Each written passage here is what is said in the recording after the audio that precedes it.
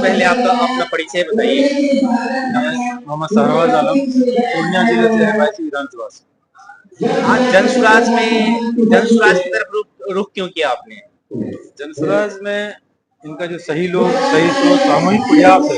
प्रशांत जी लोग पिछले 3 साल से जो काम कर रहे हैं और 2 अक्टूबर 2022 से जो पैदल यात्रा कर रहे हैं, इनसे हम बहुत प्रभावित हैं कि एक आदमी एक अच्छी खासी जिंदगी जी रहे थे, अच्छा काम कर रहे थे। हिंदुस्तान के तमाम पॉलिटिकल लीडर के साथ उनका पर्सनल ताल्लुक है और वो आदमी जमीन पर घूम करके बिहार को बदलने की बात कर रहा है, तो हमको उसका कंधा देना चाहिए, हमको साथ देना चाहिए।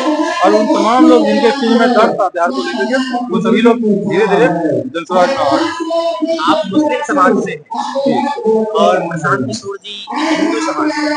तो आपको कभी ऐसा नहीं लगा कि हाँ, कि अब तक जितने पॉलिटिकल लीडर आए हैं भारत के अंदर, वो सब धर्म को लेकर के धर्म को लेकर के लड़ाई झगड़े करा करके और शासन किए, आपको इनके ऊपर इतना भरोसा क्यों है?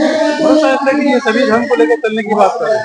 ये एक ऐसी पार्टी बनी है कि जहाँ पर जिसकी आबादी है उसके हिसाब से वो टिकट भी देना चाहते हैं और संगठन में भी रख रहे हैं, आबादी के हिसाब से।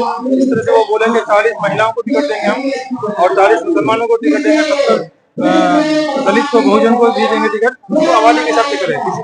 और ये जो अभी माही समीकरण बना के पिछले 35 साल से जो लोग राज कर रहे हैं, जो मुसलमानों को ठग रहे हैं और मुसलमानों का वोट बैंक लेकर के खुद अपने सत्ता पर काबिज हैं पिछले जंगल राज में 1990 से लेकर 2005 तक। और 2005 के बाद जो ये अफसरशाही का राज चल रहा है नीतीश बाबू का, तो सुशासन बाबू नहीं है बल्कि शासन बाबू बन चुके हैं। उसके खिलाफ में एक आदमी को आगे आना था। यकीनन इसी चंपारण की धरती से महात्मा गांधी हिंदुस्तान को आजाद करने के लिए निकले थे। आज उसी चंपारण की धरती से एक दूसरा गांधी प्रशांत किशोर के रूप में आए हैं, जो बिहार में जो भ्रष्टाचार और जंगल राज और अफसर राज से जो लोग पीड़ित हैं उससे छुटकारा जिस तरीके से ऑफिस में आए हैं, यहाँ पर जो है तमाम जो प्रतिनिधि बनेगी उनको कुछ कंडीशनिंग यानी 10 रूल्स दी गई है, क्या उनको पालन कर पाएंगे? हम 10 साल से जमीन पर है। आपको पता है कि हम सीमांचल से पूर्णिया से, अब पूर्णिया में सीमांचल में एक मुस्लिम पार्टी कह सकते हैं, अवैसी की पार्टी में हम पिछली बार जिलाध्यक्ष रह चुके हैं। उसके बाद युवा राजद के प्रदेश महासचिव रह चुके हैं। तो यकीनन वहाँ पर जमीन में डोर टू डोर मेरा कैंपेन किया हुआ है और वहाँ पर लोग बदलाव के लिए अवैसी साहब की पार्टी को जिताया गया था, क्योंकि महागठबंधन के जो भी नेता है सीमांचल में वो जो बात बनी थी सीमांचल में, अब वो बात नहीं है।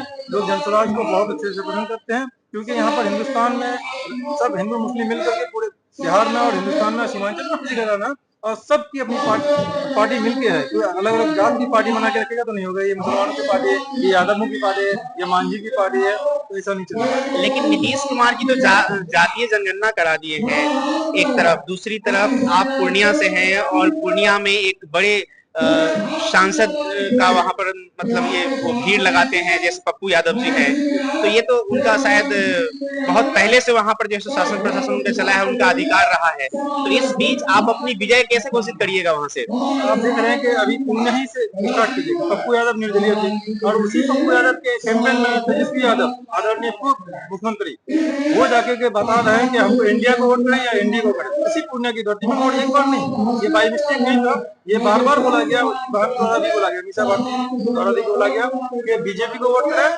या हमको वोट करें और किसी को नहीं करें। लेकिन पूर्णिया की जनता एक नए आदमी को, जो नेता है, जो जमीनी नेता है, उसको जिताया। रुपोली की जनता एक नए नेता को जिताया। लेकिन पार्टी से मोह भंग हो गया, लोग को नई उम्मीद की तलाश थी। प्रशांत किशोर जनसुराज के रूप में ये हम लोग भरपाई करने के जिस तरीके